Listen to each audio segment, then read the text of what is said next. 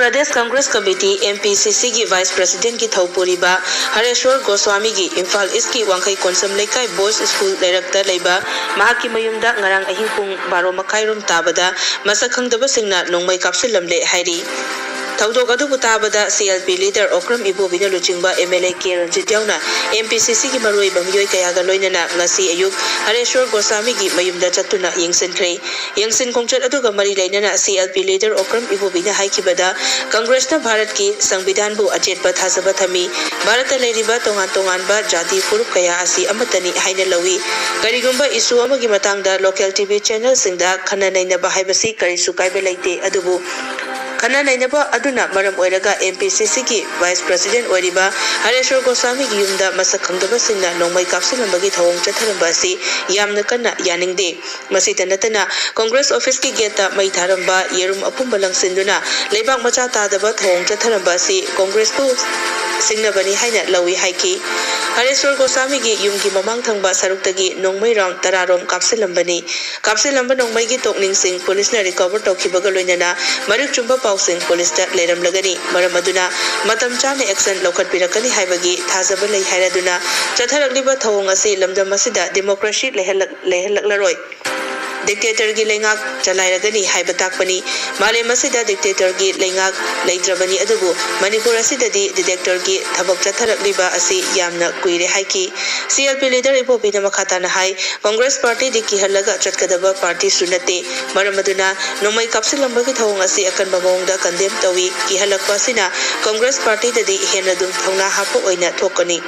Hairaduna makatana Congress ko luchingba singda ki halakpa tarabadi Manipur da democracy leiribra leitabra democracy kanana kanba ngamgadawri haiba wahangama lakani haiki Ibu sarkar se sigi attitude tawraiba mo matase democracy si lehelaroi dictator ki shasan ek hawbudagi dictator ki shasan adamasi ekoina ranjabadadi Objekti prithvi sida dictator ke shasan di koidi laitre na lawe except country khran natana dictator ke shasan sidi world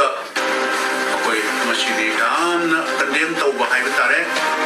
aduga manipur ba yamna sensitive oiba sidadi dictator ke shasan sidi koidi lasting oigani haiba sidi koi suksa thajde matam khargi प्रजा सिंह से कोई वंचन न बतन न मधुरी तो दबगी वानी अदुना dictator की शासन जी कीन न बतौरिब्रा अंगांग द करिदा कीन न बतौबा अदुमाइना तौरिब्रा करिनो तमका द चत्तदब पार्टी दी न तिएबा कांग्रेस पार्टी से मयाम ने हन खंबिरबने भारत असि निंखा तमनना बखोटनाबदा कांग्रेस पार्टी ना लौकिब role Madudayda awana kaya thengiba sigumba dhab tawrga shason tawgani haibside asingbrati masli strongest tamda condemn tawi aduna masi makha amuk tawrpa targadi koi atai leiba congress ki leader singda and anybody else spokesperson office bearer sing Sida makha chathar patardi soi na koina nusa ibisi sason tawriba BJP ki sason haibata Congress na sason tawbatar so law and order pairiba hujiki leiba sarkar sigi chief minister masana home su pairibani law and order se chumnagi mere condemn tawbudana tana ina haijiri dunia koda ina haijiri democracy si Manipur da lairibra leitrabra the democracy si kanbang ngamgadoribra ngamoidori haibse Congress party di sumaina kara ihalaga paralaga hanna sienga damati machine henna thona hapaga koi Congress ki lairibra karmi koi chinagani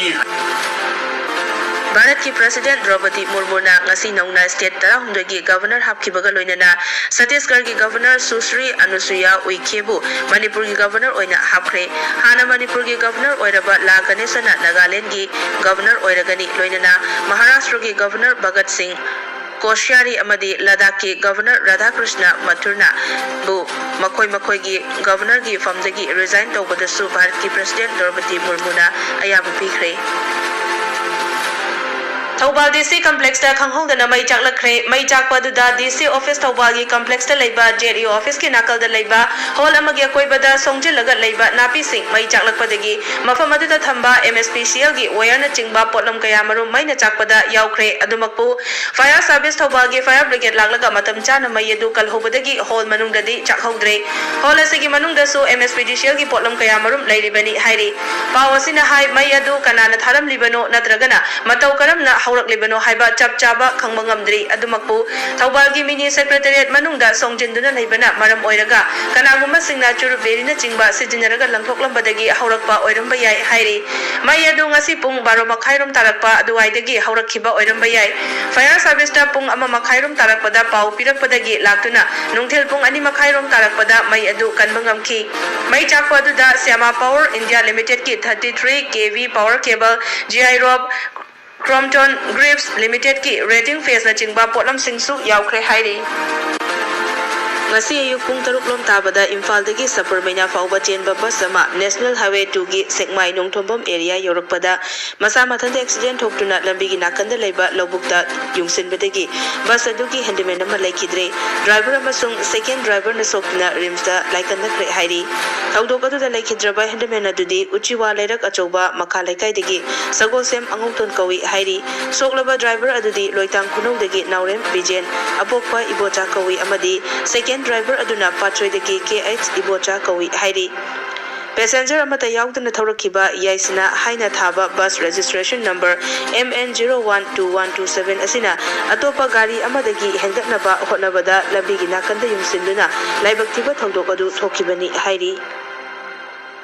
Manipur lenga ki cabinet mifam amana Manipur gi mafam kharadagi yu sungba yonbagi leramba tingba loktokiba warep adu handokadabani haiduna coalition against drugs and alcohol kada amadi lamdam masigi tongan balup singna chatharakpa khongjang singi saruk amu oina ngasi konthaujam mamang leikaida wakat mifam pangthokre wakat mifam adu all Manipur women's social information and development samas nupi samas konthaujam mamang leikai women's society amasung kada punna kusimna duna pangthokpani hairi konthaujam mamang lekai women's society gi president Bimola na haikibada yu pamjaba naha singna government na ayaba pirabanina aikhoidi pongna thakle haiba yaure maramaduna aikoi ima singdi yu pongna sungba yonba asi sugya yaba ngamloi amadi sarkarna yu afaba pithakani haijarabasu madu aikoi thajaba ngamloi yu na fadana kayam fadoino yu na manghalibasi masa khaknatana imung manung macha masu kaya masu manglibani haiki wakan mifamaduda sarugya kiba kadagi vice president Dipanjit Ningthongzam haikibada lengang na yu thingma ngamdre haiduna freeda thadokuna legalize tawgani haiba wafam asi afaba khongthang natte masigi mahutta government na Manipur Liquor Prohibition Act asi maming khaktagi thambibagi mahutta hena mapung phaba ekam ohenduna yu mapung phana thingba mathau tai haiki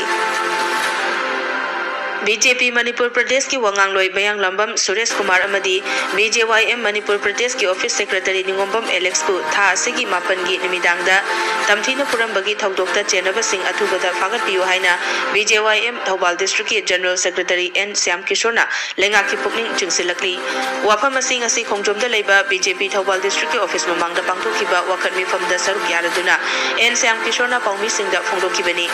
mahakna makata na hai tha asigi TV channel amagi manung hutnagi program da panelist oina wangang bada kharaningai sangdana khraba matung thangnaba nimitki nimidang da punsi temsinnage haibagi matagum Suresh Kumar amadi Alex anibu tamthina phubiramba asi BJYM Thobal District na akanba mawongda condemn dawi thawdok asida chenariba miyoi singbo athubada Manipur lengak na fagat piu haina N Syam Kishore na Manipur lengak ki pukning chingsilakli